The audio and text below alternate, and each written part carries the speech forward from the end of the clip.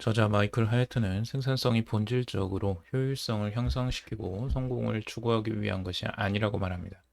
그럼 생산성의 목적은 무엇일까요? 왜 우리가 생산성에 관심을 가져야 하는 것일까요? 생산성이란 여러분에게 가장 중요한 것을 추구할 자유를 주는 것입니다. 생산성의 목적, 진정한 목표는 자유가 있어야 합니다. 생산성을 극대화하는 비법을 알고 싶으시다면 끝까지 들어보세요. 안녕하세요. 마인드 스위치입니다. 금일은 초생산성이라는 책의 내용을 바탕으로 이야기를 나눠보겠습니다. 이 책의 저자는 마이클 하야트라는 사람인데요. 이 저자는 자유를 총 4가지로 정의를 하고 있습니다. 생산성에서 얻기 위한 궁극적인 목표는 자유라고 말했죠. 그래서 그 자유의 4가지 종류는 첫 번째가 집중할 자유, 두 번째가 현재에 있을 자유, 세 번째가 즉흥적일 자유, 네 번째가 아무것도 하지 않을 자유입니다. 모든 사람들은 자신이 추구하는 바가 분명히 있습니다. 그런데 여기에서 우리가 열심히 살고 뭔가 효율적으로 하려고 생산성을 높이려고 하는데 진정한 그 목적은 제대로 파악하지 못하고 가는 경우가 많다는 거죠. 저자는 그 목적을 명확하게 이야기를 하고 있습니다. 우리가 추구해야 될 생산성의 목적은 자유다. 그래서 집중할 수 있는 자유와 현재에 있을 자유, 즉흥적인 자유, 아무것도 하지 않을 자유를 자신에게 주는 것이죠. 그래서 우리가 생산성을 추구해야 될 그 동기부여를 여기에서 주고 있습니다. 누구나 자유를 바라죠. 그래서 경제적 자유, 뭐 이런 것들을 항상 우리가 말을 하잖아요.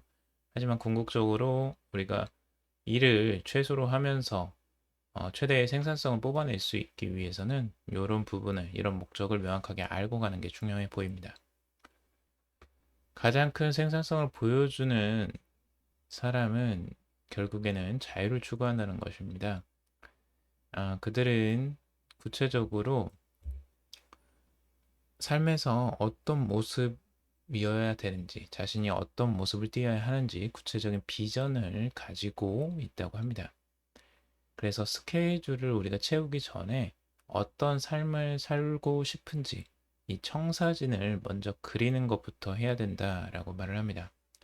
자신이 지금 가고 있는 곳이 어디로 향하고 있는지를 잘 알고 있어야 된다는 거죠.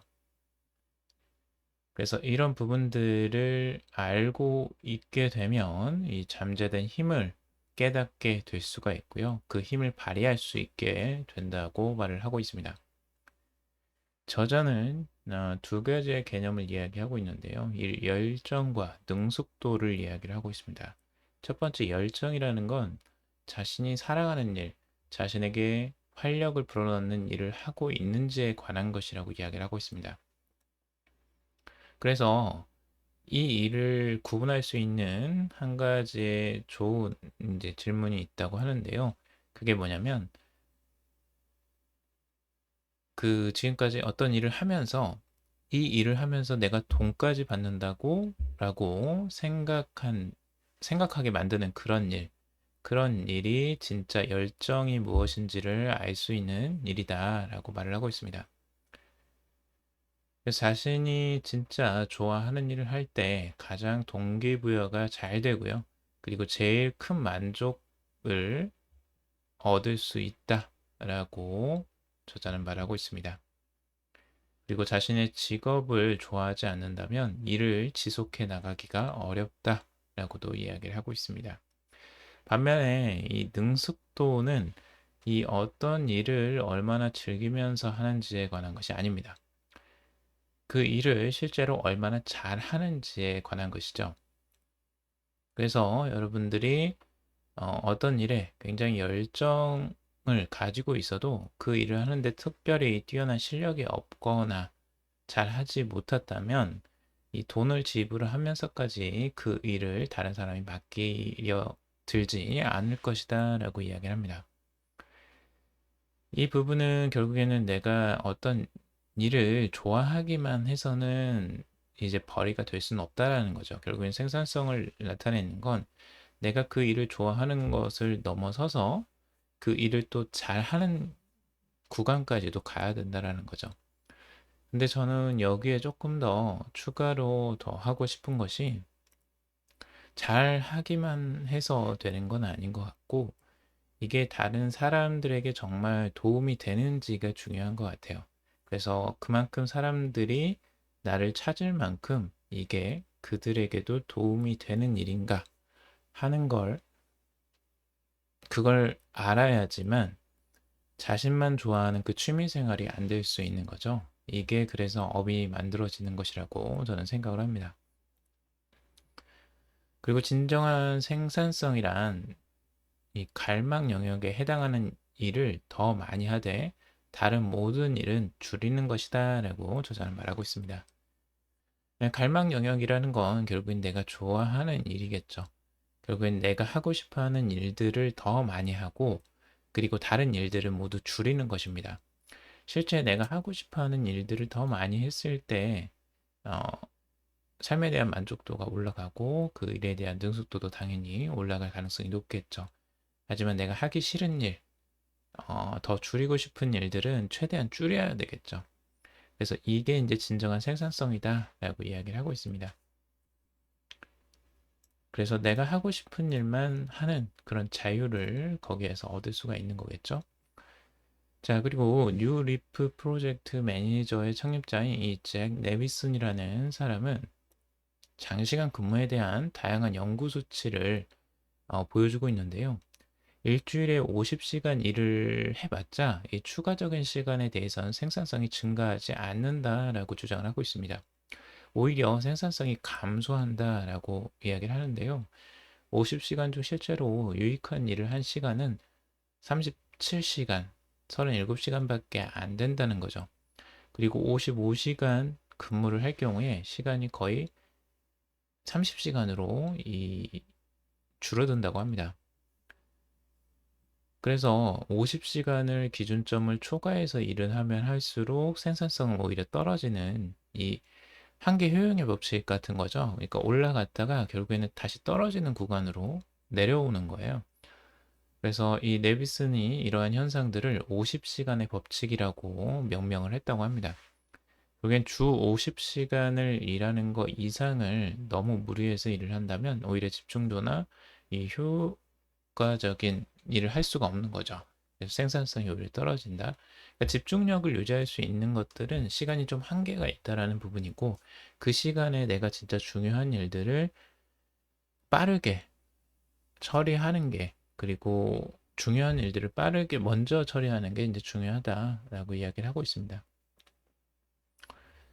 자, 그리고 저자는 회복하기도 굉장히 중요하게 이야기를 하고 있는데요. 이 놀이를 하는 것들이 결국에는 회복하기에 필수적이다라고 이야기를 하고 있습니다. 놀이는 최종적으로 어떤 산출물을 생산해내길 요구받는 활동이 아니고 그것이 바로 놀이에 이제 숨겨진 힘이라고 이야기를 하는데요. 목표를 향해 노력하지 않을 때 우리는 마음껏 이 비능률적으로 생각하고 행동할 수가 있는 거죠. 그래서 뒤로 물러나서 실험도 해보고 새로운 것들을 시도도 해보면서 이 보이는 것과는 다른 세상을 상상해 볼 수가 있는 거죠. 이 버지니아 포트렐은 이런 말을 했다고 하는데요. 놀이는 유연한 마음가짐, 새로운 범주로 사고의 지평을 넓히려는 열의, 예상 밖의 연상을 하는 능력을 함양시킨다. 그리고 놀이의 정신은 문제 해결을 장려할 뿐 아니라 새롭고 기발한 유출을 독려함으로써 독창성과 명료성을 길러준다라고 이야기를 하고 있습니다. 그러니까 놀이가 이 창조적인 돌파구를 만들어낸다라는 이야기죠. 그래서 우리가 휴식을 취한다라고 했을 때 그 논다라는 부분은 굉장히 비효율적이고 비생산적으로 생각을 하는데요. 오히려 이게 생산성에 굉장히 도움이 많이 된다라고 이야기를 하고 있어요. 물론 그런 부분들이 논다라는 부분을 제대로 이해하실 필요가 있는데요. 우리가 놀이를 이해할 때 좀 오해하는 부분이 특히 한국에서 이 놀이를 그냥 유흥이라고 생각하는 경우가 많은데요. 유흥을 말하는 건 아닙니다. 뭐 술을 마시고 뭐 그렇게 그냥 노는 그런 의미를 절대 말하는 게 아니에요. 그러니까 자신이 진짜 좋아하는 활동들을 하는 걸 말하는 거죠. 그래서 외부 활동이든 아니면 내부 활동이든 자신이 좋아하는 이제 그런 활동에 조금 더 포커스를 맞추고 이야기를 하는 거고요. 자, 그리고 실천과 성찰이라는 내용도 있는데요. 이 날마다 성찰의 시간을 갖도록 노력하라고 저자는 말하고 있습니다. 그래서 나에게 정말 중요한 생각이 무엇인지, 그리고 지금 내 기분은 어떤지, 그날의 결정이나 승패, 아이디어, 통찰 등 이 하루를 특별하게 만든 모든 것을 들여다 보려고 하고 있습니다. 그래서 여기에서 이런 부분들을 내가 살펴보면서 이 인생에서 우리는 더 큰 왜와 연결되어 있다는 것을 상기시킬 수 있다고 합니다. 자신이 이 왜라는 것에 연결성이 있다는 건 결국엔 내가 왜 이 일을 해야 되느냐에 대한 깊은 통찰을 얻을 수가 있고요.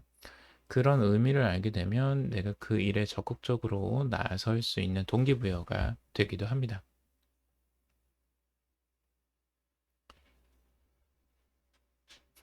자, 그리고 생산성을 위해서 중요한 한 가지, 아주 중요한 요소는 한 가지가 있는데요. 그건 뭐냐면, 한 번에 한 가지 일에만 집중하는 계획을 세우는 거예요. 이 부분은 뭐 원땡이나 이런 다른 책들도 많이들 이야기하는 건데요. 우리가 보통 이제 스마트폰이나 이메일, 뭐 인스턴트 메시지 뭐 이런 것들을 많이 방해를 받잖아요. 근데 이 부분을 우리가 진짜 한 번에 한 가지에 집중했을 때 훨씬 더 효율성이 올라가고 이 생산성도 높아지는 거죠. 예전에 이제 체스터필드 경이라는 사람이 아들한테 이런 경고를 했다고 해요. 한 번에 한 가지씩만 하면 바라는 모든 일을 하루 중에 할 수 있을 것이다. 그러나 한 번에 두 가지씩 하려 들면 1년이 걸려도 다 못할 것이다. 라고 이야기를 했다고 합니다.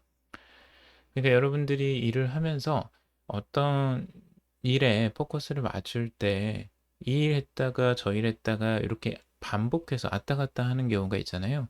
그럴 때 생산성이 엄청나게 떨어진다는 거죠. 이게 왜 그러냐면 그 뇌에서도 이 연결성이라는 게 있는데 한 가지 일을 집중했을 때 뉴런과 뉴런이 연결되는 이런 결합이 있습니다. 근데 그 정보가 그 이동하는 그 경로를 만들어 놨는데 새로운 일을 하면 또 새로운 경로를 만드는 거예요. 그러니까 이게 한 가지가 경로가 끊어지고 다른 경로를 만들기 때문에 이게 굉장히 비효율적으로 흘러가게 되는 거죠. 그러니까 시간이 꽤 오래 걸립니다. 하나에 집중하기 위해서는.